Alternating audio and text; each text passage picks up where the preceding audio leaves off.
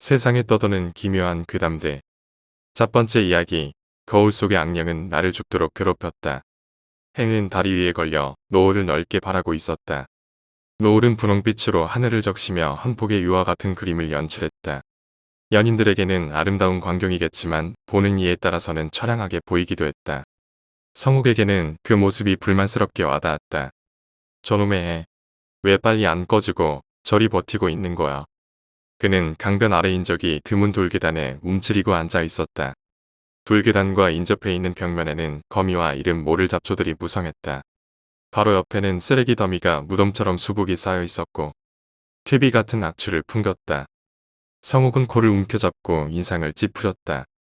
자리를 옮길까 생각했지만 강변의 경치가 좋은 장소에는 연인들이 드문드문 진을 치고 있어 그를 불편하게 했다. 데이트 즐기고 싶거든 한강에 가서 유람선이나 탈 것이지. 이런 곳에 죽치고 앉아서 꼴값들을 떨고 있어. 능력도 안 되는 것들의 연애질이란. 그는 배알이 트이는 듯 온갖 욕지기들을 껌처럼 질겅질겅 씹어댔다. 그러다가 혀가 짠맛을 느끼고는 침을 탁 뱉었다. 기가 섞인 침이 바닥에 얼룩을 남겼다. 잇몸에서 배어나온 피였다. 성욱은 손바닥으로 턱과 볼을 어루만지며 한숨을 쉬었다. 송곳니와 어금니가 흔들리는 것이 느껴졌다. 그는 손바닥을 올려 팅팅 부어오른 오른쪽 눈 밑을 어루만졌다. 시큰한 통증이 밀려왔다. 그는 악하고 비명을 지를 뻔했다. 주머니를 뒤져 담배를 찾았지만 빈 간만 나왔다. 성욱은 바닥을 두리번거렸다. 쓰레기 더미 근처 찢어진 우유팩 밑에 꽁초 하나가 보였다. 그는 알코올 중독자처럼 손을 벌벌 떨며 꽁초를 주었다. 일회용 라이터로 불을 붙이고 연기를 한 모금 빨았다. 썩은 우유 맛이 혀를 칭칭 감아왔다. 이런 시발 욕설을 내뱉으면서도 다시 연기를 빨았다. 썩은 우유 맛이 목구멍을 비집고 들어와 폐를 오염시켰다. 그는 눈을 가늘게 뜨고 하늘을 우러러보았다. 구름 한 점 없이 펼쳐진 에메랄드 하늘이 왠지 못마땅했다. 해는 이제 서산 너머로 모습을 많이 감추었고 다리 위는 퇴근 차량들로 붐볐다. 어둠이 세상을 잠식해 들어가기까지는 아직 1시간 정도를 더 기다려야 할 듯 싶었다. 썩은 우유 맛이 나는 꽁초를 마지막까지 다 태운 성욱은 못내 아쉬운 듯 보물선을 길게 그으며 필터를 던졌다. 텁텁한 빗맛이 남은 입을 쩝쩝대며 더러운 강물을 의미 없이 바라보았다. 2급수라고 되어 있지만 신발과 폐타이어가 둥둥 떠다니는 그것은 아무리 봐도 똥물처럼 보였다. 전문대를 나왔지만 쓰레기처럼 빌빌거리기만 하는 자신의 처지와 닮아 있는 듯해 기분이 썩 좋지 않았다. 똥. 너는 똥 같은 새끼야. 레슬링 선수처럼 어깨가 벌어지고 다부진 몸을 가진 강철진은 그렇게 말했다. 그는 성욱을 샌드백 두들기듯 두들긴 후 거만하게 담배를 피워대며 흐트러진 옷매무새를 가다듬었다. 너 말이야. 내 삶을 한번 진지하게 돌아봐봐. 어디 그게 인간 같은 삶이었어? 대학 물까지 먹었다는 새끼가 그 모양 그 꼴이냐? 그는 연기를 구름처럼 뿜어대며 쟤를 성욱의 머리카락 위로 털었다. 너 제대하고 처음 나한테 찾아와서 뭐라 그랬어? 장사하게 돈 좀 빌려달랬지? 청사진까지 다 짜 놓았다면서 말이야. 나 그때 군소리 않고 500 빌려줬다. 근데 너 그 돈 가지고 뭐 했어? 누름판에 죄다 꼬라박았지? 그래 놓고선 나더러 또 뭐라 그랬어? 사업상 자금이 더 필요하다면서 100만원 더 빌려달랬지? 그때도 나 너 믿고 담보도 없이 빌려줬다. 그때 넌 그 돈으로 착실하게 포장마차라도 차렸어야 했어. 그런데 너 그 돈도 어땠어? 경마장에 다 날렸지? 경마장이 아니고 투견장이었는데. 뭐? 성욱의 말대꾸에 심기가 상한 강철진은 갑자기 흥분하며 담배를 집어던졌다. 야 이 새끼야. 말 대가리든 개새끼든 뭔 상관이야? 시발 그게 그거 아냐? 개새끼 아가리에 금쪽 같은 내 돈 다 쏟아부은 주제에 뭘 잘했다고 그 개같은 아가리를 놀려. 강철진은 엎드려 있는 성욱의 등과 옆구리에 발길질을 했다. 너도 참 지랄 같은 새끼다. 지금 이 상황에서 말대꾸가 나오냐? 정신 나간 새끼. 때리다 지친 강철진은 경멸의 눈초리로 성욱을 바라보며 다시 담배 하나를 꺼내 물었다. 옆에서 묵묵히 상황을 지켜보고만 있던 부하 한 명이 고급 라이터로 불을 붙여주었다. 강철진은 뻐근해진 어깨와 다리를 흔들며 담배를 뻐끔거렸다. 그래놓고 하숙집을 몰래 옮겨. 그렇게 도망 다니면 영영 도망 다닐 것 같더냐. 병신 새끼. 넌 참 똥 같은 새끼야. 더러운 냄새를 풍기는 설사똥 같은 놈이야. 너도 그거 인정하지? 태연스럽게 물어오는 강철진을 향해 인정하긴 뭘 인정해 이 개새끼야라고 악을 쓰고 싶었지만 추가로 가해질 육체적 고통이 두려워 서묵은 이를 악물었다. 그렇게 똥을 한 바가지나 싸질러 놓고는 도망가서 다방 아가씨하고 희희낙낙거리고 있어. 시발, 내가 지금 다방 아가씨 허벅지나 만지작거리며 계집질이나 할 처지냐? 이 새끼는 개념이 없어도 아주 바닥까지 없는 새끼야. 아의 개념까지 노름 미천으로 다 날려버렸냐? 야 이 자식아, 아가씨 부르고 술 처마실 돈 있으면 내 돈부터 갚아야 그게 인간으로서 최소한의 도리 아니냐? 그 정도 계산도 없냐? 대가리 똥만 찬 똥 같은 새끼. 그종 똥 그만합시다. 뭐? 이 새끼 봐라. 아직까지 그따위로 주둥이를 놀려? 강철진은 웃옷을 벗어던진 후 시뻘거친 얼굴로 부하를 노려보았다. 야, 차에 가서 방망이 하나 가져와라. 저 새끼 이빨부터 몽땅 뽑아놔야겠어. 예. 부하는 강아지처럼 쪼르르 달려가 차 트렁크에서 알루미늄 배트 하나를 가져왔다. 제발, 그만합시다. 성욱은 배트를 보자 눈이 휘둥그레져서는 황급히 강철진의 다리를 붙잡고 늘어졌다. 이 상황에서 배트로 다시 구타를 당한다면 아무래도 못 버틸 것 같았다. 이거 안 놔, 새끼야. 어디서 더러운 손으로 붙잡아. 시발, 내일까지 갚아주면 될 거 아니오. 헛소리 작작해 새끼야. 강철진은 갓잔타는 듯 호빵귀를 뀌며 배트를 높이 치켜들었다. 진짜요. 내일까지 진짜 갚아주겠소. 안되면 내 장기라도 팔아서 갚아줄 테니 걱정 마시오. 장기를 팔아버리겠다는 농간의 강철진은 시니컬하게 웃었다. 지랄하고 자빠졌네 병신 같은 새끼. 그는 배트를 거두며 성욱의 머리카락을 움켜쥐었다. 귓구멍 송곳으로 뚫어내고 내 말 똑바로 들어. 내 놈의 그 썩어 빠진 내장을 누가 얼마나 주고 살지는 내 알바 아니지만 딱 사흘 말미를 주겠다. 사흘 후 이 시각 이 장소에서 내 돈 이자까지 쳐서 현금으로 가져와. 마지막 기회다. 이 기회마저 놓치면 넌 이 세상에서 살아갈 생각하면 안 돼. 내가 책임지고 귀신을 만들어 버릴 거야. 내 놈 말만 따라 내 내장들을 다 잘라서 장기시장에 팔아버리고 내 피는 죄다 빼서 혈액시장에 팔아버리고 내 눈깔은 두 쪽 다 뽑아서 안구시장에 팔아버리고 내 머리 가죽은 찢어발겨서 가발시장에 팔아버리고 나머지는 믹스기에 갈아서 돼지 사료로 팔아버릴 테니. 강철진은 성욱의 머리를 밀쳐내며 손을 툭툭 털었다.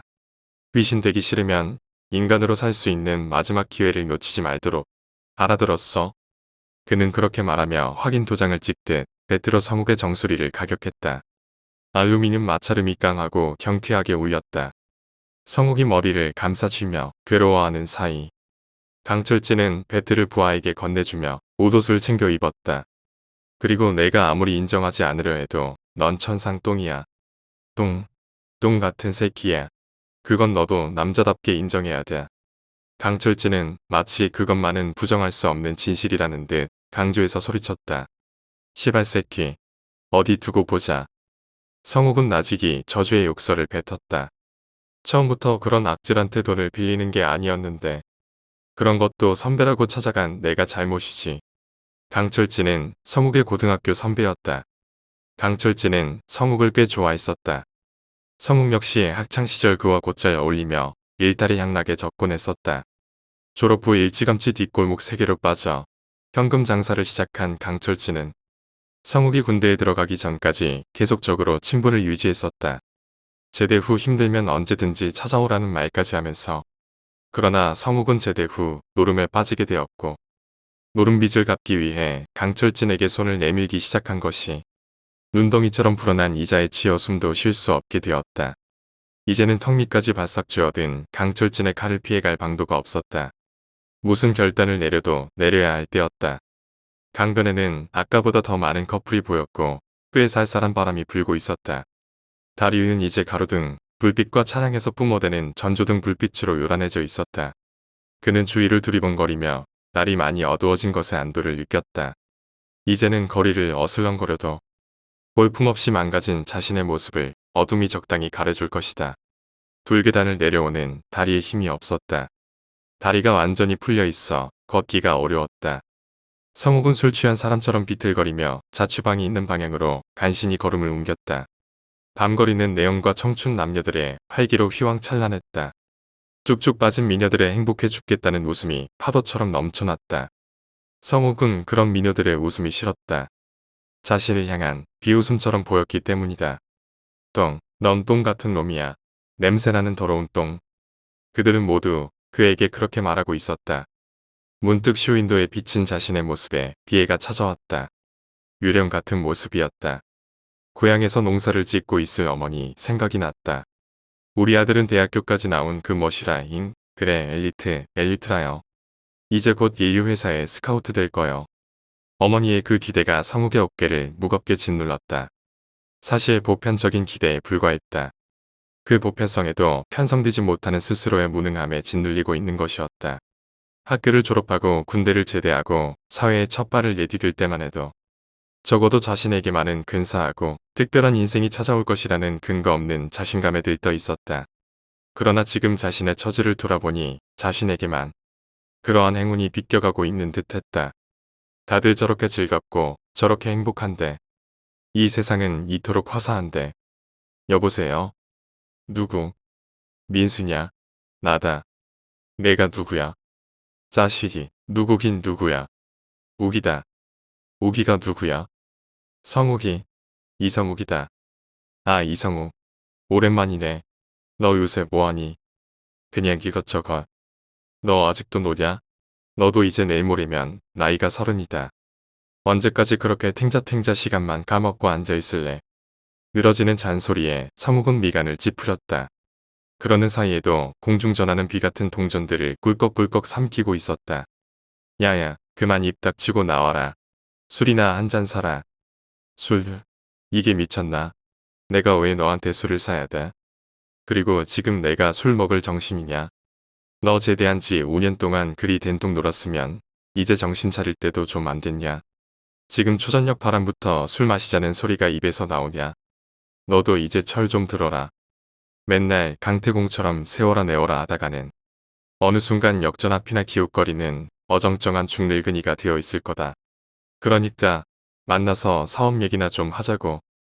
지렁이 옆구리 터지는 소리 하고 있네. 내가 지금 그걸 말이라고 하고 있냐.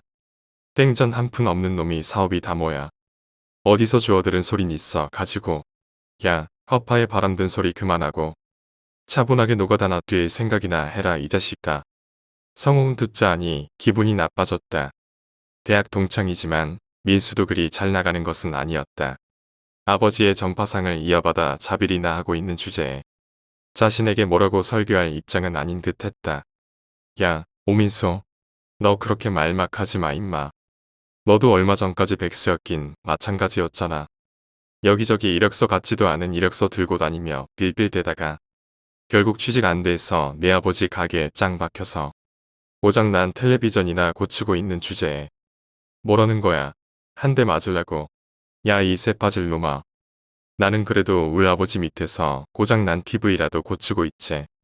그러는 너는 네 인생 자체가 고장난 TV랑 하나 다를 게 없어. 고장난 채로 내버려 두면 누가 와서 딱 고쳐줘 하나.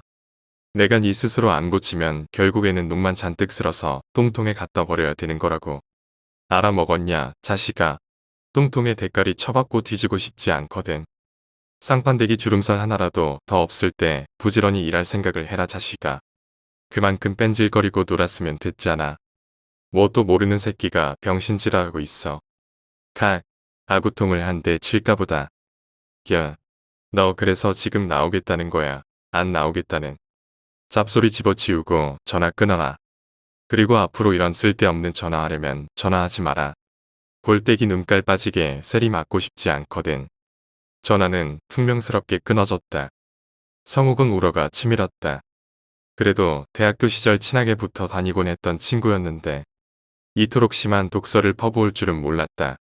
도저히 참을 수 없어 민수에게 다시 전화를 걸려다가 곰곰이 생각해보았다. 그러고 보니 몇 년 전 민수가 이력서 들고 다니며 취직자리 알아보느라 발바닥에 땀이 날 때 자신은 노름패를 돌리느라 손바닥에 땀이 났었다. 그때 민수가 노름 같은 것은 회가 망신하는 지름길이니 자기하고 같이 착실하게 일자리나 알아보자며 몇 번이고 권유했었다. 그런 민수의 조언을 냉소적으로 비웃었던 것 같았다. 밑바닥부터 빌빌거리기는 싫다고. 한몫 잡아서 적어도 중간부터 시작하고 싶다고. 그랬던 자신에게 민수가 좋은 감정을 가지고 있을 만무했다. 성욱은 수화기를 다시 내려놓았다. 그렇지 않아도 다시 전화를 걸기에는 동전이 모자랐다. 다른 이에게 전화를 걸려 해도 다른 아는 이가 없었다. 공중전화 부스를 나오니 우동 냄새가 코를 찔렀다. 통닭 냄새와 튀김 냄새도 식욕을 당겼다. 뜨끈뜨끈한 오뎅 국물도 허기를 자극했다. 생각해보니 점심, 저녁 두 끼를 걸은 상태였다. 성욱은 주머니를 뒤져보았다. 토큰 2개가 전부였다. 맞아, 집에 어제 사다 둔 라면 2개가 있지. 그는 줄인 배를 움켜쥐고 다리를 절뚝거리며 집으로 향했다. 그러나 대문을 들어서려는데 주인집 아주머니가 몹시 화가 난 얼굴로 서 있었다. 총각, 방세 언제쯤 줄 수 있어요? 아 예. 다음 주 중으로 마련해 드리겠습니다. 다음 주 한 게 벌써 2달치나 밀렸잖아요. 저도 이제 더 이상 사정봐 드릴 수가 없으니 어떻게 해서든 이번 주 중으로 꼭 마련해 주세요.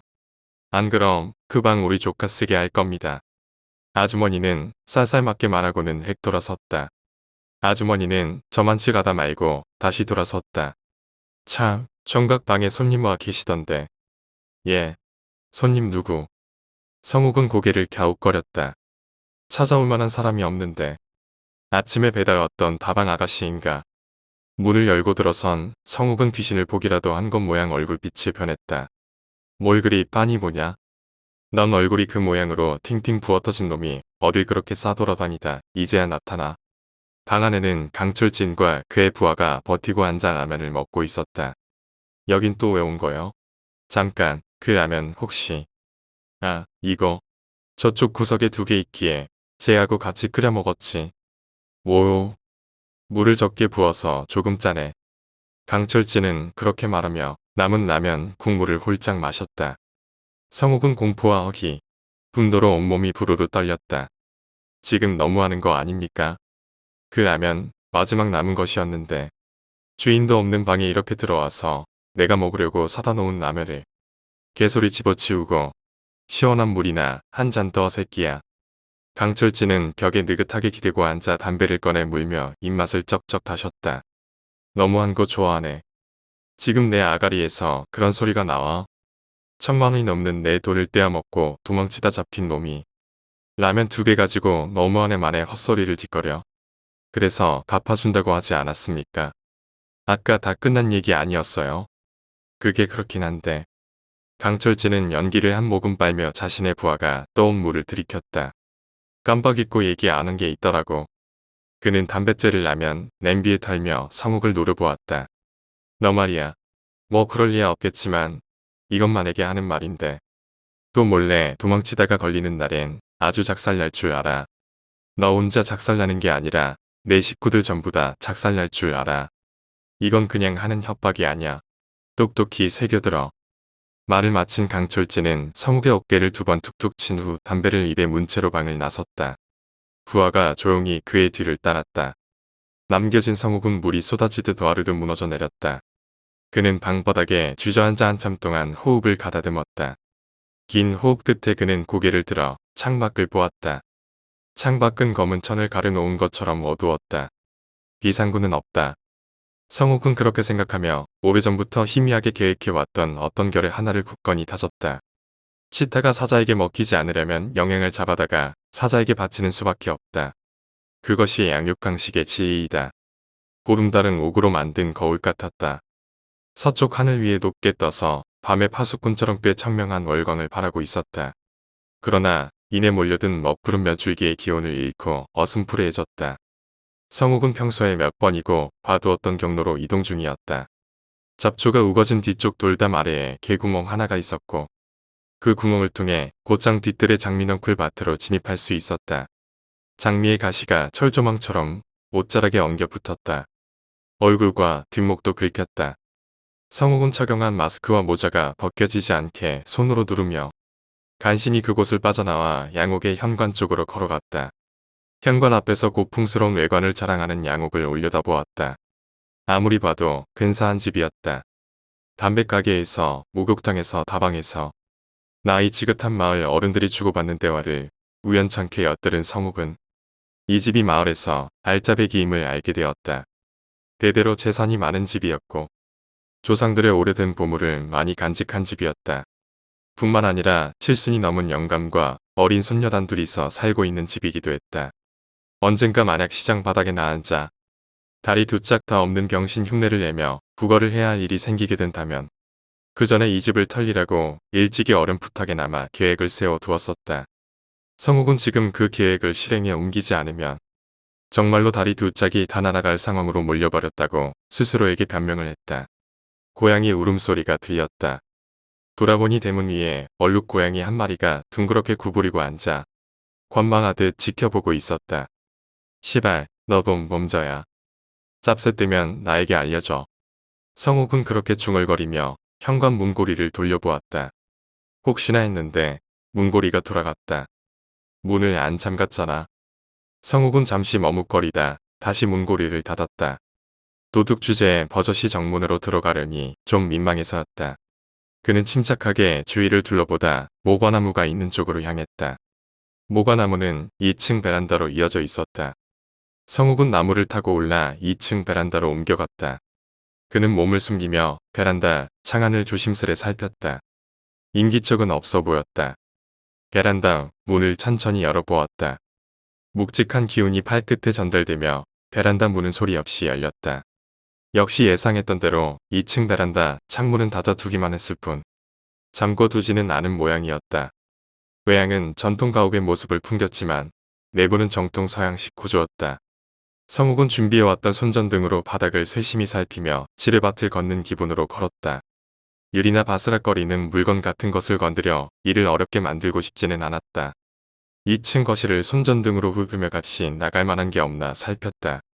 이런 집에는 오래된 도적이나 유명한 그림 같은 게 있을 법도 했다. 그러나 그런 것은 없었다. 진열장 이곳저곳을 살피던 성욱은 실망스러운 얼굴로 고개를 저었다. 역시 귀중품은 안방에 잘 모셔두었을 터이다. 하지만 안방을 털려면 집주인과 마주칠 수밖에 없으리라. 그러고 싶지는 않았지만 어쩔 수 없었다. 1층으로 내려오는 계단 중턱에서 성욱은 묘한 냄새를 맡았다. 뭐지? 무슨 냄새지? 성욱은 코를 움켜쥐며 주위를 살폈다. 계단 아래서부터 노란빛과 파란빛의 일렁임이 보였다. 뭐야? 누군가가 있나? 성욱은 자세를 낮추었다. 계단 난간에 몸을 숨기고 머리를 조금 내밀어 1층 거실의 상황을 살폈다. 거실에는 노란색의 실내등이 켜져 있었다. 소파 쪽으로 눈을 돌린 성욱은 흠칫 놀랐다. 소파에 누군가가 나란히 앉아 있었다. 자세히 보니 노인과 그의 어린 손녀였다. 그들은 등을 보이고 나란히 앉아 텔레비전을 보고 있었다. 이해할 수 없는 것은 그들이 보고 있는 것은 정규방송이 끝나 지지직거리는 노이즈 화면이었다. 저런 걸 왜 이 늦은 시간에. 성욱은 손목 시계를 보았다. 자정이 넘은 시간이었다. 성욱이 다시 그들을 보았을 때 그들도 성욱을 빤히 쳐다보고 있었다. 성욱은 기겁을 하며 소리 질렀다. 뭐야? 당신들 지금 여기서 뭐 하는 거야? 성욱은 흥분해서 손전등과 식칼을 쥔 두 손을 허공에 마구 휘저었다. 그건 내가 물어야 할 말 아닌가요? 당신 도대체 여기서 뭐 하는 거요? 노인이 차분히 되물었다. 그러고 보니 맞는 말이었다. 침입자는 자신인데 어째서 저들을 침입자 취급하는가? 성욱은 이마에 땀을 닦으며 가슴을 진정시켰다. 좋아. 기왕 이렇게 된 거 할 수 없군. 성욱은 노인을 향해 식칼을 내밀며 천천히 다가섰다. 그 모습을 어린 손녀는 별다른 동요 없이 지켜보고 있었다. 영감님, 미안하지만 적선 좀 해줘야겠어. 나쁜 뜻은 없어. 누굴 해칠 마음도 없고 그저 목구멍이 포도청이라 나로서도 어쩔 수 없이 이 짓을 하는 거니 이해해 주셔. 성욱은 말을 하면서 마스크와 모자를 단단히 고쳤으며 얼굴이 드러나지 않도록 신경 썼다. 왜 강도지에 따위를 하려는 거요? 그건 절대 용서받을 수 없는 죄악이요. 노인은 성욱의 손에 쥔 칼을 보며 나무라는 투로 말했다. 누군들 하고 싶어서 하는 것이겠소. 상황이 그래서 어쩔 수 없이 하는 것이지. 상황이라면 본인이 만들어가는 것이요. 이런 선택을 한다는 것 자체가 스스로를 최악의 상황으로 몰아가는 것이요. 지옥에 빠진 육체가 되어 결국 구원받을 수 없는 파멸을 맞이하게 될 것이요. 노인은 그렇게 말하며 성욱을 노려보았다. 아주 잠깐 노인의 눈에는 경멸과 분노, 혐오와 저주의 감정이 무섭게 빛을 발해 성욱을 압도했다. 성욱이 뭐라고 대꾸하기 위해 머뭇거리는 사이 노인은 다시 표정 없는 얼굴로 돌아와 나직이 말했다. 돈이 필요하다면 드릴 수는 있어. 노인은 그렇게 말하며 손을 쭉 뻗어 어딘가를 가리켰다. 성욱은 퀭한 노인의 눈과 주름이 자글자글한 얼굴을 미심쩍게 바라보다가 노인이 가리킨 곳으로 시선을 돌렸다. 그곳에는 향이 피어오르고 있었고 알 수 없는 부적과 위패가 가득했다. 저게 다 뭐요? 우리 집 가보여. 대대로 모셔온 신주지. 신조. 성욱은 노인을 노려보며 소리쳤다. 저런 건 필요 없으니 현금을 내놓으시오. 아니면 금이나 보석 같은 것을. 저런 가보는 그냥 둘 테니 대대로 잘 물려주시오. 성욱은 조금씩 조바심이 일기 시작했다. 무언가 가슴을 짓누르는 듯한 답답함에 숨도 제대로 쉬기 어려웠다. 어딘지 이상해 보이는 영감과 손녀의 시선도 부담스러웠다. 빨리 일을 끝내고 이 묘한 분위기를 벗어나고픈 마음뿐이었다. 안방으로 들어가서 장롱 두 번째 서랍을 열어보시오. 보석 상자 하나와 검은 표지에 장부 하나가 있을 거요. 보석 상자는 어차피 비어있으니 손대지 마시오. 검은 표지의 장부를 펼쳐보면 제일 뒷장에 12자리 숫자가 있을 거요. 금고 번호. 금고는 안방에 걸린 그림 액자 뒤에 있어. 금고 안에는 만원 권으로 600이 있을 거요. 우린 여기서 꼼짝도 않고 있을 테니 그 돈을 꺼내 가시오. 노인은 마치 성욱이 오기를 기다리고 있었기라도 했던 것처럼 친절하게 일어주었다. 되려 성욱이 당혹스러울 정도였다. 영감님, 그렇게 협조적으로 나와주시니 뭐라고 감사드려야 할지 모르겠소. 만약에 내가 성공해서 신세진 이들에게 보답할 기회가 생긴다면 영감님 돈부터 제일 먼저 갚아드리겠소. 모내 처지에 그럴 날이 올지 안 올진 모르겠지만 감내를 하고 싶다면 돈은 필요 없어. 뭐, 그보다 돈이 더 필요하지 않소? 노인이 눈빛을 번쩍이며 물었다. 성욱은 뭔가에 홀린 듯한 기분을 느끼며 턱 밑까지 차오는 숨을 애써 고르기에 바빴다. 그건 무슨 소리요? 사실 돈이 더 필요하긴 하지. 600 정도는 빚의 반도 갚지 못할 돈이니 그래서 돈을 더 주시겠다 이거요. 지금 보유하고 있는 현금은 600이 다요. 만약 돈이 더 필요하다면 은행에 가서 찾아오겠소. 내일 밤 다시 온다면 돈을 더 줄 수도 있소. 뭐라고요? 정말로 돈을 더 주시겠다는 거요? 성욱의 심장은 쿵쾅거렸다. 도저히 믿기 힘든 제안이었다. 영감님 혹시 그런 식으로 날 속이고 경찰을 부르려는 속셈 아니요? 물론 그럴지도 모르지. 인간의 마음이란 것은 워낙 간사한 것이라서. 오, 정 의심이 든다면 이 애를 데려가시오. 이 애를 볼모로 데리고 있으면 내가 딴 짓을 하리라는 의심은 거둘 수 있지 않겠소. 나 역시도 딴 마음이 들지 않을 테고. 그거야 그렇지만 성욱으로선 도저히 종잡을 수가 없었다. 노인이 어째서 저런 이상한 제안을 해오는지 영감님께서 도대체 무슨 의도로 이러시는지는 모르겠지만 사실 저로선 두 번 생각할 여유가 없어. 영감님께서 제게 그 정도로 호의를 베푸시겠다면 그전 업죽대고 받을 수밖에 없는 입장이란 말이오. 성욱은 머쓱해하며 손에 든 칼을 거두었다. 아무리 보아도 노인이나 어린 손녀나 자신을 공격해 올 사람들은 아니었다. 그는 노인과 손녀를 번갈아 보며 꼼짝 말고 기다리라는 무언의 압력을 넣었다. 그리고 곧장 안방으로 달려가 노인이 일러준 대로 금고에서 돈을 꺼내 가방 속에 넣었다. 거실로 다시 돌아와 보니 그들은 거실 바닥에 붙박인 모양 꼼짝도 않고 있었다. 우선 돈은 잘 쓰겠소. 뭔가 마음에 걸리는 것이 아주 없는 건 아니지만 어쩌겠소. 사정이 사정이니만큼 내일 돈을 더 받으러 또 와야겠소. 대신 저 아이는 내가 하루 동안 잘 돌보도록 하겠소. 약속하죠. 성욱은 그렇게 말하며 어린 손녀 곁으로 다가왔다. 손녀는 멍한 시선으로 성욱을 올려다보았다. 내 손녀는 지금 다리를 다쳐 걸을 수가 없어. 그러니 힘들겠지만 안고 가 주셨으면 하오. 노인이 그렇게 부탁했다. 그렇게 하리다. 성욱은 소파 위에 손녀를 번쩍 안아들었다. 왜 묵직했다. 그럼 내일 이 시간에 또 오겠어. 성욱은 가볍게 목례를 했다. 이보시오. 막 돌아서려는데 노인이 부르는 소리가 들렸다. 무언가 마음에 걸리는 게 있다면 내 부탁 하나를 들어주실 수 있겠소? 노인은 간절한 눈으로 성욱을 뚫어져라 쳐다보고 있었다. 말해보시오. 노인은 대답 대신 천천히 손을 들어 다시 그 방향을 가리켰다. 신조, 대체 저게 어쩌다는 거요? 성욱이 묻자 노인의 얼굴에는 갑작스레 커다란 파문이 일었다. 주름진 그 얼굴에 세상 모든 감정이 동하고 있었다. 성욱은 다시 고개를 돌려 향이 타오르는 그곳을 보았다. 위페어 부적들 아래로 붉은 상자 하나가 선명하게 들어왔다. 성욱이 양옥을 나왔을 때 시간은 15분 전 새벽 1시였다.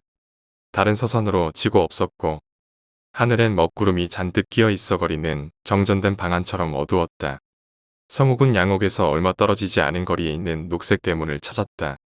페인트가 엉망으로 벗겨져 나가 있는 대문을 살짝 밀어보았으나 닫혀 있었다. 그는 안고 있던 아이를 바닥에 잠시 눕혀놓았다. 아이는 잠들어 있었다. 1미터 남짓밖에 되지 않는 울타리 위에는 나름대로 유리병 몇 개가 박혀 있어 넘어오지 말 것을 협박하고 있었다. 성욱은 유리병이 없는 쪽을 골라 어렵지 않게 담을 넘었다. 마당은 좁았고 집은 빈민굴처럼 초췌했다. 그는 노인이 부탁한 일을 서둘러 끝마친 후 다시 담을 넘어 더럽고 불쾌해 보이는 그 집을 나왔다. 상당히 이상한 부탁이었지만 아무튼 들어주고 나니 한결 마음이 편안해지는 기분이었다. 성욱은 길바닥에 눕혀 놓았던 아이를 다시 안았다. 이상한 느낌이 든 것은 그때였다. 성욱은 품 안에 아이를 내려다보았다. 아이는 피투성이었다. 피는 왼쪽 옆구리 부근에서 흘러나오고 있었다. 이게 대체 어찌된 일이지? 분명 조금 전까지 이런 상처는 없었다. 병원을 나서며 성욱은 그때까지 쓰고 있던 모자와 마스크를 벗었다. 병원 앞 벤치에서 담배 한 대를 태우며 꿈만 같았던 지난 2~3시간의 기억들을 떠올렸다. 아이는 옆구리에 칼을 찔리긴 했지만 다행히 상처는 그다지 깊지 않아 생명에 지장은 없었다. 하지만 더 늦었다면 목숨을 잃었을지도 모를 일이었다. 내가 뭔가에 홀린 건가? 성욱은 담배를 바닥에 내던졌다. 안 되겠어. 당장 그 노인을 만나봐야겠어. 다시 2층 양옥에 도착했을 때 시간은 2시 반이었다. 대문은 아까 열어둔 그대로 열려 있었다. 곧장 정원을 가로질러 현관문을 열고 안으로 들어섰다. 거실에는 여전히 노란 등이 켜져 있었고 텔레비전이 지지직 소리를 내며 파란빛을 발하고 있었다. 어쩐지 조금 전보다 거실의 공기가 더 음침하고 냉랭해져 있는 듯했다. 영감님 계시오. 성욱은 소파가 있는 쪽을 향해 나지게 물었다. 대답 대신 비릿한 기운이 코끝을 찔렀다. 이건. 성욱은 미간을 찌푸리며 소파가 있는 쪽으로 발걸음을 옮겼다. 소파 너머에는 피투성이의 시체한 부가 뻣뻣한 모습으로 굳어 있었다. 그 노인이었다. 자취방으로 돌아왔을 때 시간은 새벽 3시 반이었다. 상식적으로 일어날 수 없는 일들을 하룻밤 사이 너무 많이 겪은 탓에 육신과 정신 모두 한계에 달해 있었다. 바닥에 누워 형광등을 바라보고 있던 성욱은 고개를 돌려 돈이 든 가방을 손으로 더듬었다. 가방 지퍼를 열고 안을 확인했다. 틀림없는 현금 다발이었다. 어쨌거나 돈을 보자 마음은 든든했다. 강철진에게 갚아야 할 돈에 반해도 못 미치는 금액이었지만 그것은 포커판이나 경마로 만회하면 될 일이었다. 미천이 이 정도면 커다란 행운을 기대해 볼 만도 하다고 생각했다. 그건 그렇고 그 노인은 대체 어떻게 된 걸까? 내가 잠시 나간 사이 누군가에게 살해를 당한 것일까? 상식적으로는 그렇게밖에 설명될 수 없었다. 그 영감 뭔가 영적인 기운 같은 게 있는 것 같았어. 자신에게 끔찍한 일이 생길 것을 미리 예측하고 손녀를 내게 보내었던 건가? 그렇다고 해도 손녀의 일은 어떻게 설명할 것인가? 어째서 그 애는 잠깐 사이에 피투성이가 되어 있었던 것일까? 그 애 역시 내가 없는 잠깐 동안 누군가로부터 습격을 당했던 것일까? 그것 말고 어떤 논리적 설명이 가능할까? 성욱은 몸을 비틀며 엉뚱한 생각 하나를 떠올렸다. 비논리적인 것들로 가득하다면 우선 논리적일 수밖에 없는 것들만 추려내어 보자. 그리고 남은 것은 과감하게 버려버리자. 100% 분명한 사실이 아닌 것은 믿을 게 못 된다. 그런 것들은 아무리 내 눈이, 내 몸이 목격하고 경험했다 하더라도 잘못된 사실이다. 커다란 장막이 드리워졌거나 엄청난 착각에 빠져 있었던 것이리라. 성욱은 찬찬히 기억을 되돌렸다. 우선 가장 확실한 한 가지. 돈. 저녁까지만 해도 수중에 없었던 것이다. 그것은 어디선가 이 돈을 마련해 왔다는 최소한의 사실을 뒷받침해주고 있다. 또 한 가지 확실한 것. 그 손녀. 그 손녀는 분명 병원에 입원해서 응급수술을 받았다. 즉 그 애가 부상을 당해 병원에 입원한 사실에 한해서는 나 외에 다른 목격자들도 그것을 뒷받침해 줄 수 있을 것이다.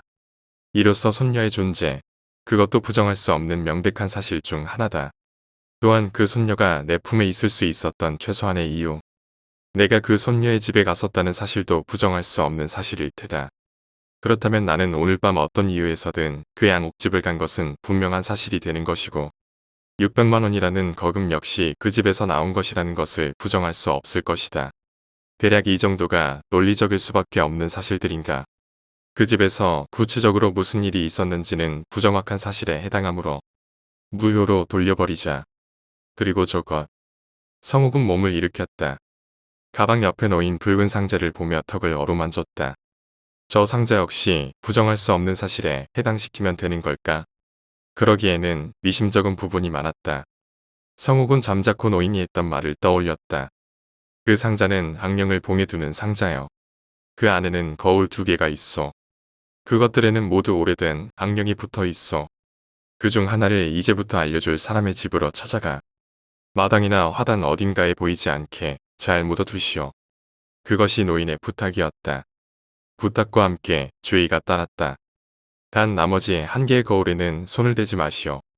그것은 그냥 그대로 상자 속에 넣어두고 영원히 열지 마시오. 그 거울은 끔찍한 화를 부르는 파멸의 거울이요. 성욱은 상자를 물끄러미 바라보며 안에 들어있을 나머지 하나의 거울을 상상했다. 노인의 말이 사실이라면 이 상자는 악령의 상자이다. 2개의 악령 중 하나를 오늘 누군가의 집에 풀어놓고 온 것이다. 그는 씁쓸한 웃음을 지으며 상자를 열어보려다 주춤하고 멈추었다. 노인의 주의가 생각났기 때문이었다. 그는 상자를 발로 밀어 책상 밑으로 넣었다. 아무렴 상관없는 일이었다. 자신은 이제부터 600으로 6천을 벌어들일 궁리만 하면 되는 것이었다. 그날 밤 성욱은 무서운 꿈을 꾸었다. 아무도 없는 컴컴한 방 안에 소복을 입은 여자 한 명이 흐느적거리며 춤을 추고 있었다. 그녀는 뒷모습을 보이고 있었고 머리카락이 발밑까지 내려올 정도로 길었다. 자세히 보니 그 여자는 한 손에 거울을 들고 있었다. 상자 속에서 보았던 그 거울이었다. 그녀는 거울을 머리 위로 치켜들어 거울에 비친 자신의 얼굴을 보며 춤을 추고 있었다. 마치 거울 속 자신의 모습에 감탄해서 흠뻑 취하기라도 한 모양. 그러다 어느 순간 자신을 훔쳐보고 있는 성욱의 시선을 알아차린 듯 그녀는 우뚝 멈추어 섰다. 손에 들고 있던 거울이 반짝하고 빛나는가 싶더니 순식간에 시퍼런 칼로 변했다. 성욱은 너무 무서워 도망치려 했으나 걸음이 떨어지지 않았다. 여자는 천천히 고개를 돌렸다. 그 얼굴을 보기가 두려워 성욱은 눈을 감으려 했다. 바로 그때 여자는 쏜살같이 달려와 칼을 휘둘렀다. 성욱은 심장에 묵직하게 박히는 칼날의 통증을 느끼며 공포의 비명을 지르다 간신히 꿈에서 깼다. 이틀 후 성욱은 2가지 사실을 추가로 알게 되었다. 경찰 수사 결과 양옥의 노인을 살해한 이는 그날 밤 성욱이 거울을 묻어놓고 녹색 대문 집의 주인이었다. 그의 집 부엌에서 노인과 손녀의 혈흔이 묻은 칼이 발견되었다.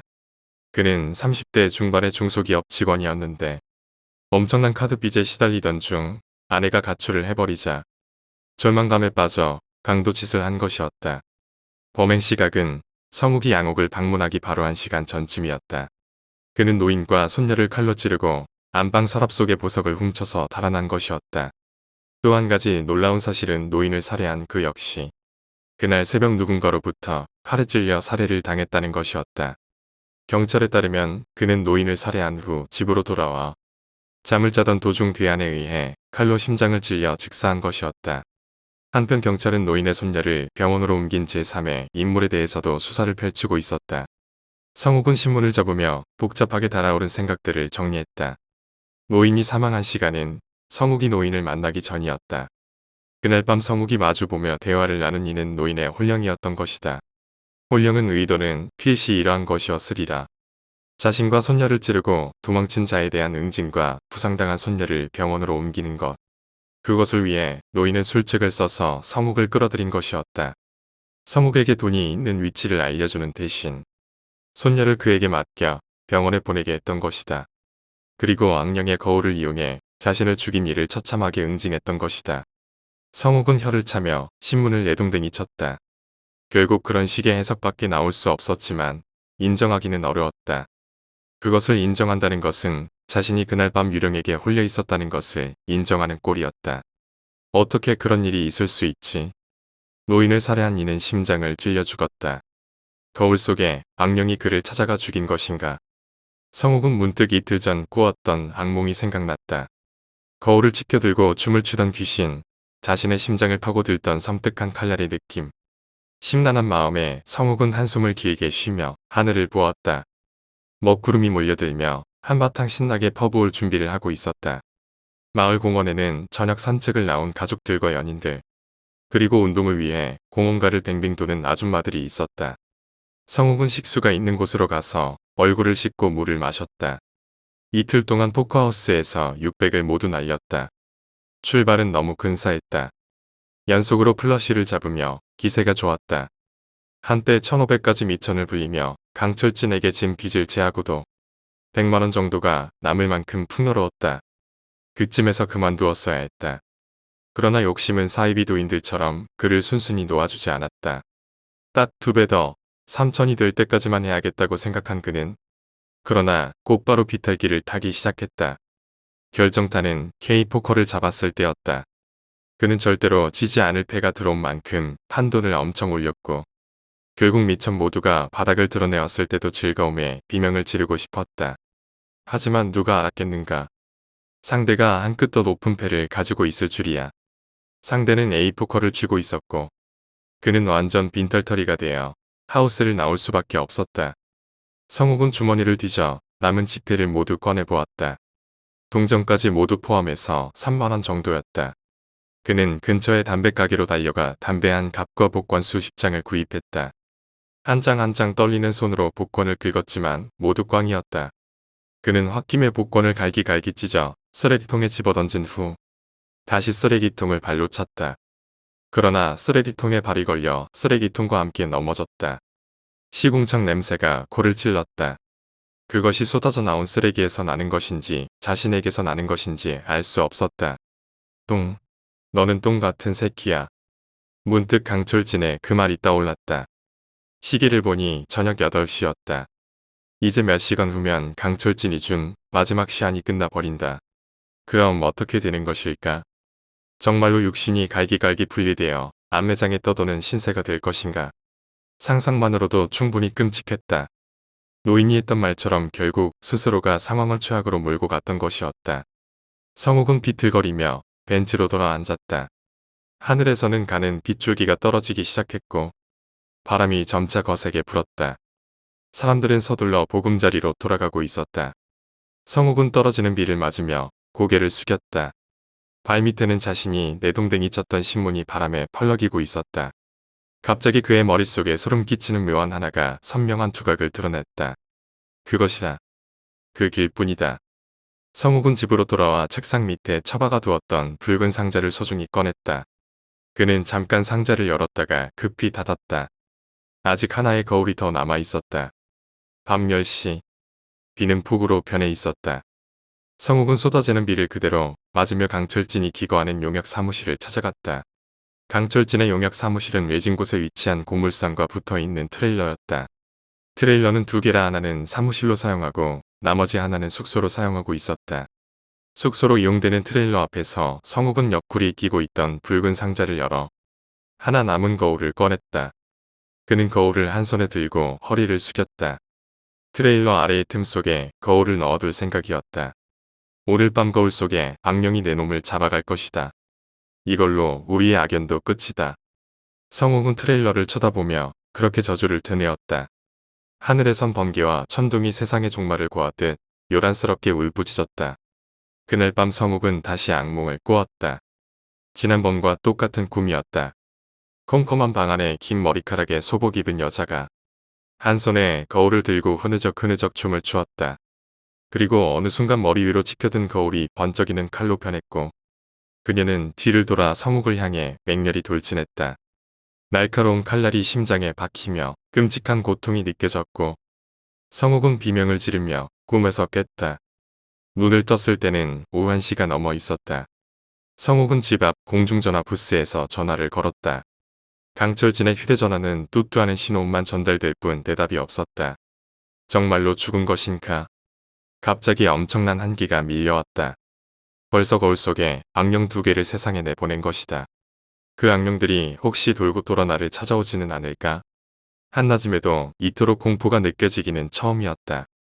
집으로 돌아가는 한 걸음 한 걸음이 지옥의 벼랑 끝으로 내딛고 있는 기분이었다.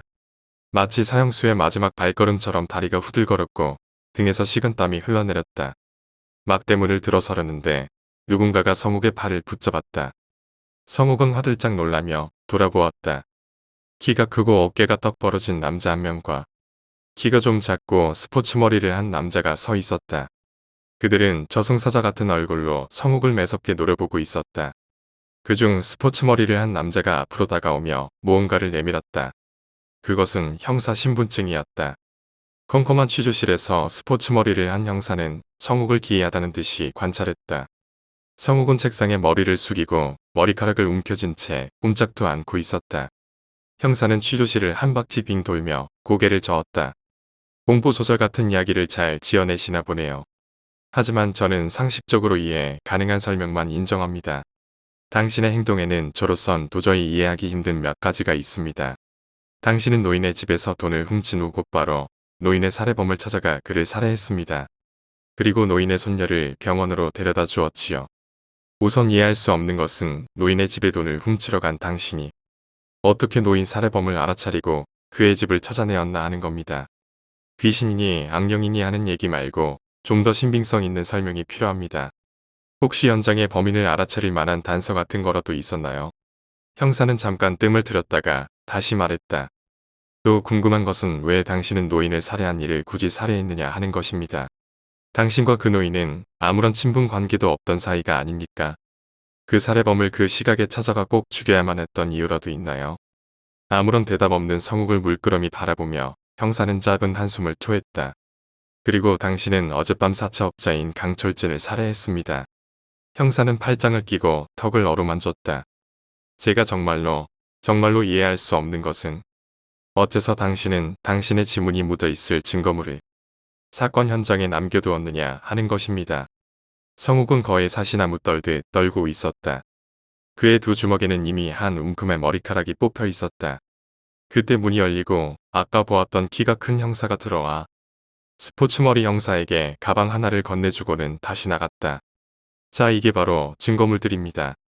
형사는 자신의 스포츠머리를 극적이며 한 손으로 증거물이 든 가방을 가리켰다. 그러나 성욱은 어떤 미동도 보이지 않고 계속해서 고개만 숙이고 있었다. 형사는 계속해서 말했다. 3일 전 발생한 2건의 살인사건은 곧바로 연계성을 찾을 수가 있었습니다. 노인의 살해범 집에서 노인의 혈흔이 묻은 흉기가 발견되었으니까요. 하지만 노인의 살해범을 살해한 이를 찾는 데에는 조금 시간이 걸렸습니다. 그런데 오늘 새벽 5시경에 강철진의 시체가 발견되었습니다. 매일 그 시각에 그를 깨우는 그의 부하 직원이 그의 트레일러에서 죽어있는 그를 발견하고 신고를 했던 것이지요. 신고를 받고 출동해보니 현장 트레일러 밑에서 강철진의 혈흔이 묻은 증거물이 발견되었습니다.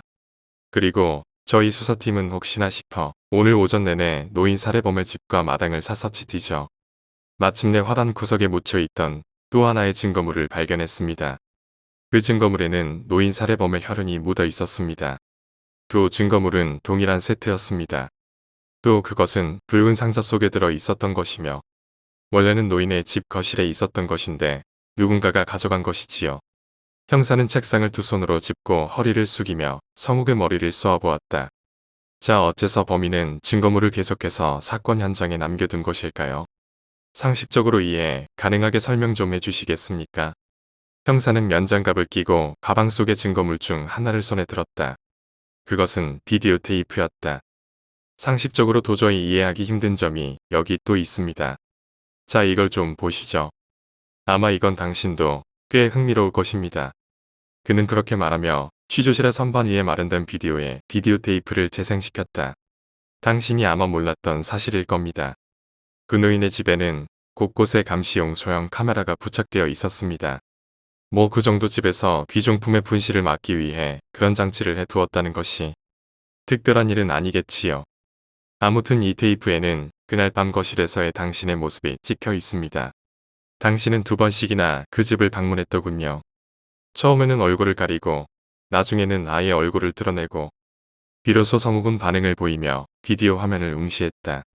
형사는 성욱을 힐끗 본 후 미묘한 웃음을 흘렸다. 자, 아까 당신이 했던 말 기억하시죠? 처음 이곳에 왔을 때 당신은 저더러 이런 말을 했죠. 나는 아무도 죽이지 않았다. 그저 거울을 묻어두었을 뿐이다. 그들을 죽인 것은 거울 속의 악령이다라고. 저는 지금도 그 말이 무슨 말인지는 모르겠으니 이 화면을 보시며 이해하기 쉽게 설명을 좀 해주시죠. 화면 속에는 노란 실내 등이 켜진 거실에 천천히 성욱이 모습을 드러냈다. 성욱은 소파 쪽으로 살금살금 다가가 처참하게 죽어있는 노인과 상해를 입고 혼절해 있는 손녀의 모습을 물끄러미 바라보았다. 이어 성욱은 그들을 향해 알 수 없는 소리를 중얼거리기 시작했다. 그는 1인 극을 하는 배우처럼 허공을 향해 계속해서 무언가를 중얼거렸다. 언뜻 신들린 무당의 흥얼거림 같기도 했다. 당신은 아까 저에게 이런 말도 했습니다. 비디오 화면을 보며 형사가 말했다. 그 시각 노인은 분명 살아 있었다고. 그것도 멀쩡한 모습으로. 멀쩡할 뿐만 아니라 당신과 많은 얘기를 나누었다고. 그 노인이 당신에게 돈이 있는 위치를 알려주었고 살해범이 사는 집의 위치를 알려주었다고. 제 눈엔 아직 노인은 저렇게 죽어있기만 한데 대체 언제쯤 일어나서 그런 얘기들을 합니까? 형사는 그렇게 말하며 화면을 향해 턱을 축혀 올렸다. 어디 제대로 설명 좀 해보시지 않은 제스처였다. 그러나 성욱은 혀가 단단히 굳어버린 모양 아무 말도 할 수 없었다. 그가 보는 것, 그가 경험한 것 모든 것이 그저 꿈만 같았다. 자, 저 부분을 특히 주의해서 보시죠. 형사가 손가락으로 화면을 가리키며 말했다. 화면 속의 성욱은 손녀를 안고 현관을 나서려다 말고 되돌아왔다. 그는 허공을 향해 한참 동안 뭔가를 중얼거리더니 거실 구석에 신주를 모셔둔 곳으로 걸어갔다. 그리고 그곳에 붉은 상자를 손으로 어루만지다가 천천히 상자를 열었다. 저것은 화면을 지켜보던 성욱은 탄성을 질렀다. 상자가 열리고 나타난 것은 거울이 아니었다. 시퍼런 날을 반짝이는 한 쌍의 칼이었다. 자, 이걸 보시죠. 형사는 증거물 가방에서 증거물 2개를 꺼내 보였다. 바로 당신이 2번의 살인에 사용했던 증거물들입니다. 형사가 책상 위에 내려놓은 것은 키 묻은 2개의 칼이었다. 성욱은 책상 위에 그것과 화면 속에 그것을 번갈아 바라보며 심장이 멎을 듯한 극한의 공포에 빠졌다. 숨이 막히고 목구멍이 불에 댄 것처럼 타들어갔다. 그렇다면 내가 본 것은 다 뭐란 말인가? 분명 악령의 거울, 거울이었는데 몇 가지 일그러진 기억들이 섬광처럼 펑펑 터지며 성욱의 혼란을 가중시켰다. 노인의 집에서 열어본 상자 속 거울 2개. 악령의 거울. 그러나 거울은 순식간에 칼로 변했다. 꿈의 기억. 그느적 춤을 추던 꿈속의 유령. 뒤돌아보던 그 얼굴. 노인 살해범의 마당에서 강철진의 트레일러 앞에서 거울에 비춰본 얼굴. 칼날에 비춰본 자신의 얼굴. 악령의 얼굴. 어째서 거울 같은 것을 상상했는지 이해할 수 없군. 형사는 비디오 테이프를 꺼내며 혀를 찼다. 당신은 뭔가에 단단히 홀려 있었던 게야. 할아버지가 늘 말했어요. 그 상자 속에는 악령이 서린 물건이 있다고. 그래서 함부로 열어서는 안 된다고. 이제는 거의 완쾌된 소녀는 병원 침대에 누워 간호사를 향해 그렇게 말하고 있었다. 2번째 이야기, 얼룩. 평소와 다를 건 없었다. 여느 때와 같이 출근길 편의점에 들러 담배 한 갑을 사가지고 나오는 내 모습은 말이다. 하루에 담배 한 갑은 꼭 태우던 나였기에 아침엔 언제나 새로 산 담뱃값을 호주머니에 넣은 채 지하철에 올라탔다. 달랐던 게 있었다면 그날은 5만원권을 냈기에 거스름돈이 많았다는 것 정도랄까. 언제나 그렇듯 오늘도 지하철 안은 만원이었다. 비좁은 공간 속에서 싫던 좋던 엉겨붙어 찝찝한 기분을 유지한 채 난 공간에 몸을 맡겼다. 문이 열렸다 닫혔다를 시작으로 밀물과 썰물을 보듯 인파들의 혼잡한 움직임 덕에 이리 차이고 저리 치이며 진을 빼던 난 15분가량이 지난 후에야 그 아비규환을 방불케 하는 고통 속에서 벗어날 수 있었다. 잠시만요, 잠시만요. 문이 열림과 동시에 조심스럽게 몸을 빼며 힘겨운 발걸음을 움직인 난 아슬아슬하게 문이 닫히기 전에 내릴 수 있었다. 아침마다 이게 무슨 전쟁 일이냐, 차를 사야지 차를. 인상을 구기며 혀를 차던 난 익숙하게 끼고 있던 이어폰을 휴대폰에서 분리시키고 있었다. 그런데 이게 웬일. 이어폰 한 짝이 지하철문에 껴있는 걸 이제야 눈치챘다. 잠시 출발을 알리는 경고음이 역내에 퍼짐과 동시에 열차는 매정하게도 달려나가고 있었다. 아 시발 진짜 새로 산지 얼마나 되었다고. 안간힘을 써도 빠질 리가 없는 건 알았지만 가만히 문에 낀 채 대롱대롱 매달려 저만치 떠나가는 이어폰을 보고 있자니 짜증이 치미는 건 어쩔 수 없는 일이었다. 이래서 블루투스 이어폰을 사는 건데 아이씨. 차를 사야겠다는 투정에 이어 인상이 보기 좋게 구겨지며 신경질적으로 말을 뱉은 나. 먹고는 살아야겠기에 떨어지지 않는 발걸음을 옮겨 회사로 향했다. 아침부터 기분이 잡칠 대로 잡친 터라 일도 손에 잡히지 않았고 옥상에 올라가 줄담배를 피우기도 여러 번. 시간은 기다려주지 않는다는 말처럼 여지없이 점심시간이 되어 있었고 회사 동기인 김준열에 의해 난 근처 식당으로 들어서 김치찌개를 주문했다. 야 너 뭔 일 있었냐? 아침부터 뭔 놈의 담배를 그렇게 피우냐? 일은 무슨 그냥 채웠고 돈 없는 게 서러워서 그렇지. 야 어디 하루 이틀이냐? 밥 좀 먹고 인상 펴라 임마. 그래 그래야지.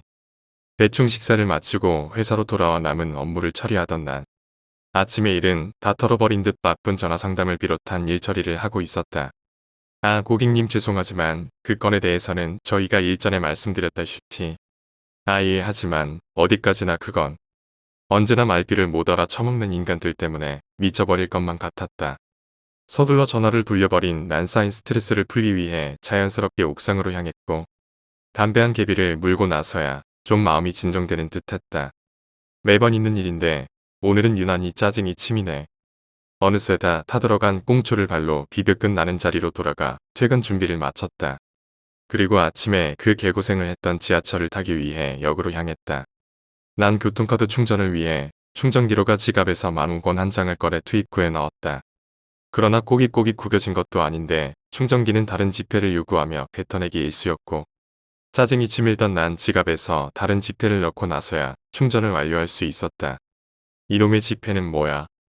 계속 뱉어내던 지폐를 들고 유심히 살피던 난 지폐에 붉은 피자국 같은 것이 묻어있는 걸 알 수 있었고 왠스레 찝찝해져 더욱더 짜증이 치미던 난 역내에 자리 잡고 있는 근처 편의점으로 가 담배 한 갑을 미리 사며 잔도를 거슬러 받았다.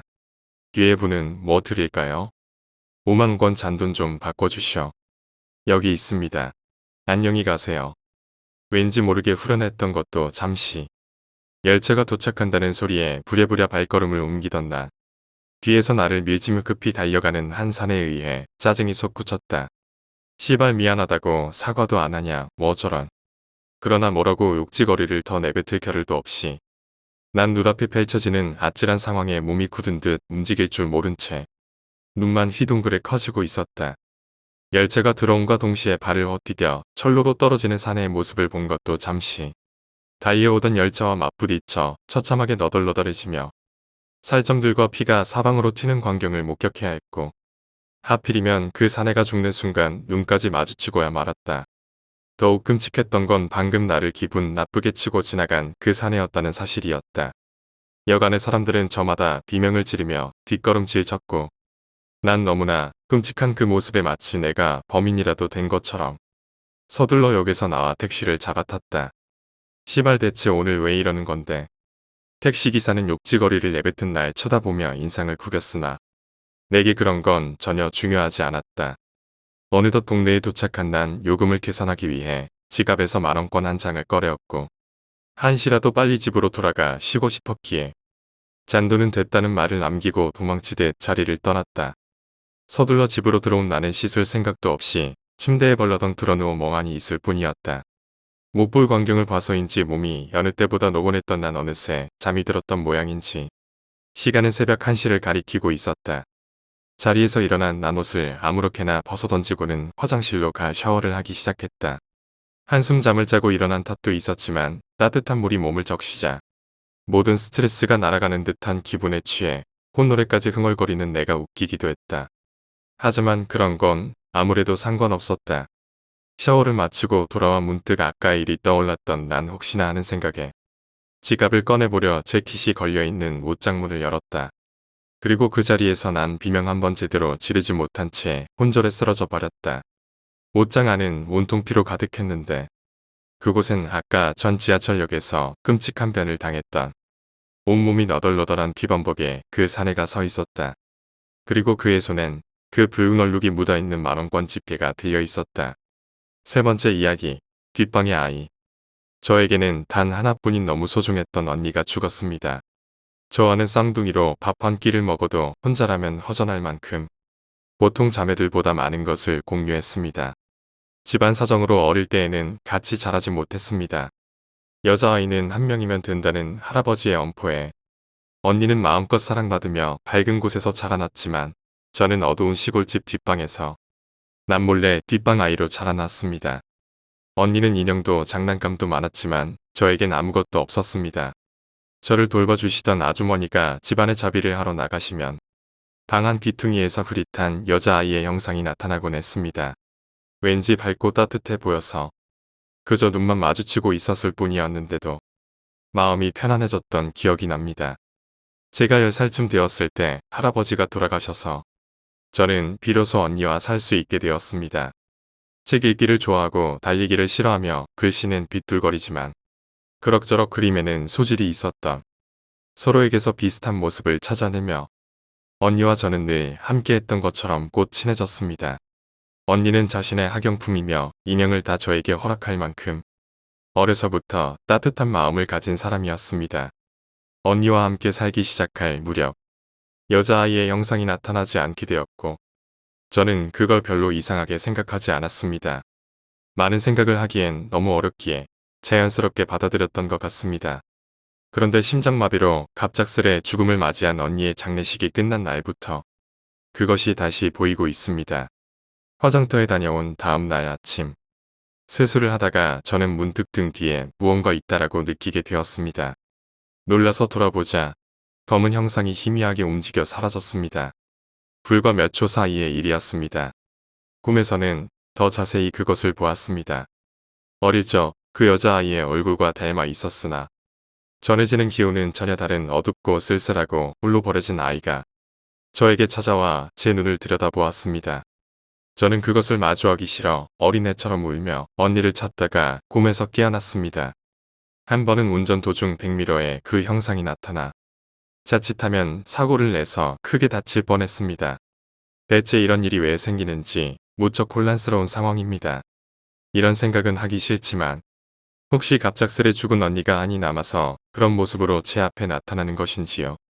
사실 저와 언니는 일란성 쌍둥이여서 신기하게도 첫 생리 날짜까지 같았습니다. 그런 언니의 명이 끝났다는 건 저도 얼마 남지 않았다는 뜻인지요. 죽음이 가까워 오는 사람이 간혹 저쪽 세계를 보는 경우가 있다던데 제가 그런 것인지 요즘은 더 빈번하게 보고 있기 때문에 무서움은 전부 다 덜해졌지만 과거 혼자 자랄 때의 제 모습처럼 쓸쓸해 보이는 그것의 눈빛이 마음에 걸립니다. 눈이 마주치지 않았으면 좋겠습니다. 제가 어떻게 해야 하는지요. 네 번째 이야기, 악마의 아이. 어느 곳에 아버지, 어머니, 할머니, 딸이 사는 집이 있었다. 아버지와 어머니는 대단히 젊을 때 결혼하여 딸을 낳았다. 그렇지만 집안의 대를 잇기 위해 사내 아이를 원했다. 하지만 상당한 노력을 기울였음에도 불구하고 결코 아이가 들어서지 않았다. 거의 포기했을 무렵 그 집념과 같은 바람이 이루어지고 그리도 바라던 사내 아이가 태어났다. 그것은 딸이 고등학생이 되던 무렵이었다. 양치는 기뻐하며 매일 아이를 귀여워했다. 갓난아기는 무럭무럭 커나갔지만 이제 곧 3살이 되어가도록 말을 하지 않았다. 걱정이 된 어머니는 매일 엄마라고 해보렴, 엄마, 라며 열심히 말을 걸었다. 그리고 3살이 된 지 반년 정도 지났을 때 아이가 드디어 엄마라고 어머니를 부르게 되었다. 어머니가 원인불명의 죽음을 맞게 된 것은 그 3일 뒤였다. 어머니가 죽은 뒤에는 할머니가 아이의 교육을 맡게 되었지만 아이는 다시 말을 하지 않게 되었다. 할머니도 그 아이의 상태가 걱정되어서 어떻게든 말할 수 있게 매일 할머니라고 말할 문화라고 말을 걸었다. 그럭저럭 3개월이라는 시간이 흘렀다. 여전히 사내 아이는 아무런 말이 없었다. 그런데 4개월째 드디어 할머니라고 말을 했다. 그리고 3일 후 할머니 역시 원인 불명으로 죽었다.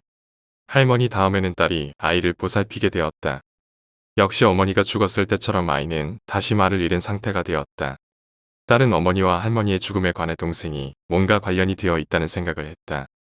그 때문에 동생에게 불쌍하다고 생각하면서도 말을 하지 않는 동생에게 말을 걸진 않았다. 그런데 아버지가 딸을 부르는 소리를 유심히 듣고 있던 것일까? 어느 날 딸이 동생을 돌보고 있는데 누나라고 드디어 딸을 불러버린 것이었다. 예상대로 3일 뒤에 딸도 수수께끼에 죽음을 맞았다. 남겨진 아버지는 아들을 고아원에 몰래 버리려고 했다. 그리고 밤중에 차를 몰아 옆 도시의 고아원까지 간 다음 현관 앞에 살짝 아들을 두고 왔다. 불쌍하지만 할 수 없어. 혼잣말을 하며 차를 전속력으로 몰아 집으로 돌아왔을 때였다.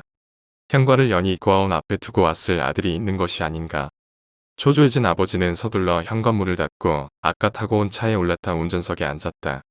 그러나 조수석에는 방금 전 현관에 있던 아들이 앉아 있는 것이었다. 안 돼. 마음속으로 절규하는 아버지에게 아들은 딩긋 웃으면서 말했다. 아빠. 5번째 이야기. 웃음소리. 겨울방학이었고 친구네 집에 가서 공부를 하던 중이었습니다. 밖에서 쾅 하는 마찰음이 나더니 누군가 정신없이 웃는 소리가 들렸습니다. 남자인지 여자인지도 모를 목소리가 끼익 이상한 호흡으로 거칠게 웃고 있어서 영단어를 외우던 친구와 저는 저 사람 저러다 숨 넘어가는 거 아냐라는 생각이 들어 어쩔 수 없이 계속 귀를 기울이게 되었습니다. 웃음소리는 젖어들 기미가 보이지 않았고 괴성을 내지르는 듯 시간이 갈수록 격해져 저희들은 아무래도 미친 사람인가 보다 하고 중얼거렸습니다. 마침 경찰차 사이렌 소리가 다가왔고 곧 밖은 조용해지는 것 같았습니다. 엄마 방금 미친 사람 잡아갔어? 친구가 엄마에게 전화를 했습니다. 아줌마는 옆 건물에서 가게를 하고 계셨는데 조금 전 가게 앞 찻길에서 사고가 났다 하셨습니다. 소형차가 길가 시설물을 들이받아서 운전자가 죽은 것 같다 하셨습니다. 동승했던 그녀의 아들이 실성한 듯 비명을 지르며 울어 소란스러웠다고. 저희는 이런 일을 한 번도 경험해보지 못한 터라 이렇게 맑고 환한 날 이렇게 가까이에서 난데없이 사람이 죽을 수도 있다는 데에 충격을 받아 그 뒤에는 공부보다 죽는다는 것에 관한 이야기를 나누다 헤어졌습니다. 그러나 한 가지 의문은 풀리지 않았는데 어째서 울음소리가 웃음소리로 잘못 들렸던 것일까? 저희 언니는 이렇게 말해주었습니다. 극과 극은 통해서 그래. 가령 막 울 것 같은 사람의 일그러진 얼굴에는 묘하게 코믹한 구석이 있다는 것이었습니다. 이해가 될 듯하면서도 사고가 나기 전부터 그 지점에 있었던 교통사고 다발지역 경고 표지판을 보면 마치 만족스러워하는 사신에 소름 끼치는 웃음소리를 한순간 엿들은 듯한 착각을 여전히 하게 됩니다. 6번째 이야기. 일기장. 오늘도 역시 달라진 건 없을 것이다. 여전히 곰팡이 낀 천장과 곰팡이 냄새를 풍기는 이불이 나를 짓누르고 있었다. 분명 곧 알람이 울릴 테지만 그렇다고 알람이 울릴 때까지 뜬 눈으로 기다리기에는 너무 아깝다. 난 다시 눈을 감고 다른 세상을 찾아 떠난다. 역시 눈을 감고 잠이 들려고 할 때쯤 알람이 울린다. 알람 소리에 깨서 일어나고 싶어도 꼭 나는 알람이 울리기 1분 전에 일어난다. 지금은 6시 42분이다. 버스 시간에 맞추어 1분이라도 더 자기 위해 1분씩 늘려가며 최종적으로 설정해 놓은 알람이다. 그러니 여기 이불 속에서 조금이라도 늦장 부리면 7시 6분까지 준비를 끝마친 상태로 현관문 앞에 서 있지 못할 테고 7시 12분에 오는 버스 42번을 놓치게 된다. 그러면 나는 5분 더 기다려서 빙빙 돌아 15분 늦는 34번 버스를 타야 한다. 그러면 난 7시 38분에 학교 근처 정류장에 도착을 못하고 7시 57분경에 도착한다. 운이 좋으면 53분이나 54분에 도착할 때가 있다. 그러면 어느 정도 희망이 있다. 나랑 같은 교복을 입고 있는 애들은 아무 말 없이 뛰기 시작한다. 이런 똑같은 일과를 생각하며 나는 찬물을 얼굴에 적신다. 서툰 면도질 때문에 삐쭉삐쭉 나온 수염등이 보이지만 오늘은 좀 늦장 부리며 일어날 시간이 없다. 대충 닦은 머리를 털면서 베란다에 있는 냉장고 문을 열었다. 이 우유는 유통기한이 분명 어제까지였을 것이다. 웬만하면 유통기한이 지나기 전에 다 마실 생각이었는데 어제는 우유 존재에 대한 생각조차 하지 못했다. 우유를 벌컥벌컥 마시면서 나는 밖을 쳐다보았다. 너무나 조용하다. 차들은 새벽처럼 길가에 눈 쌓인 채 그대로이다. 길거리를 다니는 자동차, 사람 한 명 보이지 않는다. 뒤돌아 시계를 본다. 오늘 아침 6시 42분 알람이 울리는 시간 그대로이다. 이때쯤이면 이 시간은 57, 58분이 되어 있어야 한다. 오늘은 평소와 너무나도 다르다. 오늘은 어제와 다르다. 나는 대충 패딩 하나 걸치고 엘리베이터를 타고 밖으로 나왔다. 이른 아침에 여는 상가들은 문을 열었고 그렇지 않은 상가들은 문이 닫혀 있다. 물론 상가에 사람은 없다. 밖에도 사람도 새들도 벌레도 없다. 살아있는 건 가로수와 잡초 그리고 나. 전기도 잘 들어오고 물도 잘 나온다. 그저 다만 움직이는 게 없어진 것 같다. 다행인 건 해가 떠오르고 있다는 것이다. 나는 버스 정류장에 앉아 깊이 생각했다. 정말 아무도 없다면 이것도 꽤 괜찮을 것 같다. 나는 그날 하루 종일 사람을 찾아 헤맸다. 이튿날 졸음이 밀려오는 걸 보니 1시 20분쯤 된 것 같다. 불을 끄고 나는 이불을 몸에 감았다. 그제야 고요가 다시 들려왔다. 평소에 들리던 누군가 술에 취해서 소리치는 목소리와 간간이 멀어지거나 가까워지는 차소리가 들려야 한다. 허나 아무것도 들리지 않는다. 너무 조용하면 잠이 더 안 올 수도 있구나. 생각해보니 지금까지 시끄럽다 시끄럽다 하면서도 잘 잔 것 같다. 내 숨소리를 듣고 있던 중 그러다 숨을 멈추고 가만히 있어봤다. 내가 이러고 있으면 이 세상엔 움직이는 게 없는 건가? 문득 다시 생각이 들었다. 정말 아무도 없는 것일까? 나는 일어나 핸드폰을 들고 닥치는 대로 번호를 눌러 전화를 걸었다. 신호가 가는 곳은 연결음만 들릴 뿐 받는 사람은 아무도 없다. 지금 확인하지 않으면 정말 미칠 것 같았다. 나는 옷을 입고 거리로 뛰어나왔다. 주황빛 가로등위로 내리는 눈 말고는 움직이는 건 없었다. 아무도 없어요. 대답 좀 해봐요. 이제 나는 아무 집이나 두드리며 소리치고 있었다. 아무도 없다면 혼자 먹고 놀고 혼자 평화롭게 살면 좋을 것 같았는데 나는 무슨 이유인지 누구든 찾아보려고 울부짖고 있었다. 그렇게 나는 다시 6시 42분이 되어서야 집에 들어와 쓰러지듯 잠들었다. 오후 1시가 되어서야 일어나 나는 라면을 먹기 위해 물을 끓이면서 불꽃을 바라봤다. 그리고 생각이 드는 게 어떻게 가스도 잘 나오고 물도 잘 나오고 전기도 잘 나오는지 누군가 관리하는 사람이 있을 거라는 생각이 문득 들었다. 오늘 할 일을 정했다는 게 알게 모르게 뿌듯했다. 그때 가스불이 탁 하면서 꺼지더니 끓던 물도 멈춰버렸다. 이 집안에서 움직임이 모두 멈춰버렸다. 난 다급하게 불을 다시 켜보고 전기도 들어오나 확인해 보았지만 아무것도 되지 않았다. 난 금세 슬퍼졌지만 옷을 입고 동네 마트로 갔다. 한 달 후, 난 처음 일기를 쓰기 시작했다. 그날부터 지금까지의 모든 일을 써내기 위해서는 아마 오늘 하루 종일 일기만 써야 할 것이다. 나는 열흘째 되는 날 혼잣말을 시작했고 보름째 되는 날 앙상한 가로수와 대화를 시도했다. 혼잣말보다는 괜찮다는 생각에 그나마 위로가 되었다. 20일째에는 요리책을 뒤져가며 여러 요리를 시도하기 시작했으며 한 달째 되는 오늘날 나는 DVD 방에 앉아 어떻게 영화를 볼 수 있는 방법이 없나 고민하고 있다. 고등학생 머리로는 방법이 떠오르지 않았다. 꺼내든 DVD를 다시 세워놓으며 떨리는 내 손을 보고야 말았다. 떨리는 오른손을 붙잡고자 왼손을 들었지만 왼손마저 떨리는 걸 알았을 때 온몸이 떨린다는 사실을 알았다. 나는 그 자리에 주저앉아 울기 시작했다. 맨날 이렇다. 내가 무언가 하나를 하지 못한다는 걸 깨달았을 때나 포기할 때 무력감인지 외로움 때문인지 몇 시간이고 울기 시작했다. 우울증에 걸린 건가? 오늘 저녁거리를 챙기고 나는 집으로 향했다. 볶음밥을 해먹은 나는 생수로 씻고 생수로 양치질하고 생수를 마시고 일기를 쓰기 시작했다. 내가 할 수 있는 일이 무엇이 있을까? 사람들은 언제 돌아올까? 대답은 내 머릿속에서만 한다. 할 수 있는 게 없다. 돌아오지 않는다. 또다시 한 달 후, 나에게 바뀐 게 많다. 먼저 수염을 기르기 시작했고 집을 나갈 때 집문을 잠그지 않는다. 더 이상 사람을 찾아 멀리 돌아다니지도 않는다. 이름 모를 풀도 기르기 시작했다. 나와 다르게 변하지 않는 게 있는데 난 얼마 전에 계절이 바뀌고 있지 않는다는 사실을 깨달았다. 눈은 계속 왔고 녹고 쌓이고를 반복할 뿐이다. 항상 새하얗게 되어 있었다. 그래서 난 새로 자라나는 풀을 볼 수 없겠구나 생각했다. 그게 집에서 이름 모를 풀을 기르기 시작한 이유이다. 난 이 풀이 처음엔 허브 같은 게 아닐까 생각했다. 계속 냄새를 맡다 보면 정신이 몽롱한 게 대마초 같은 마약이 아닐까도 생각해 보았지만 아무렴 어떤가. 난 계속 허브로 생각하기로 하고 매일 밤 이 이름 모를 풀에 취하는 걸 즐긴다. 그러면 꿈속에서나마 사람을 볼 수가 있다. 또다시 한 달 후.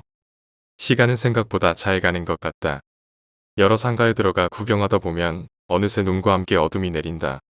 이 집 저 집 들어가 보고 싶지만 나는 그렇게 하지 않는다. 돌아올 사람을 위한 최소한의 배려이다. 아무 집에 들어가 사진 같은 거라도 가지고 나의 외로움을 달래고 싶지만 참는다. 방금 생각난 게 있는데 비행기를 타고 다른 나라로 가는 것이다. 그곳엔 사람이 있을까? 사람이 너무나 그립다. 날 취하게 해주는 이름 모를 풀도. 저 눈 덮인 거리에 앙상한 가로수도. 나에게 말을 걸어주지 않는다. 또다시 한 달 후. 반쯤 미친 것 같다.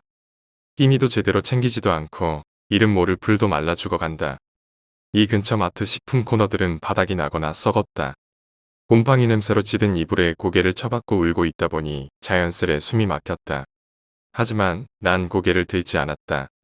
정신이 아찔해질 때쯤 나도 모르게 고개를 번쩍 들고 미친 듯이 웃었다. 무척이나 재밌었다. 난 밤새 숨 참기 놀이를 했다. 하지만 에너지 소모가 너무 심해서 그런가 나도 모르게 잠들어 버렸다. 다음날 일어나 거울을 봤을 때 문득 내가 내 이름을 기억 못한다는 사실을 깨달았다. 아무리 머리를 쥐어짜고 있어도 기억이 나지 않는다. 갑자기 미칠 것 같았다. 누군가에게 내 이름을 물어봐야 할 것 같았다. 그러다 나는 내 지갑을 찾아 민증에 적힌 내 이름을 보고 진정이 됐다. 그날 밤 나는 옆집에서 사람의 신음소리를 들었다. 나는 바로 뛰쳐나와 옆집의 문을 두드렸다. 신음소리는 더욱 고통스럽게 느껴졌다.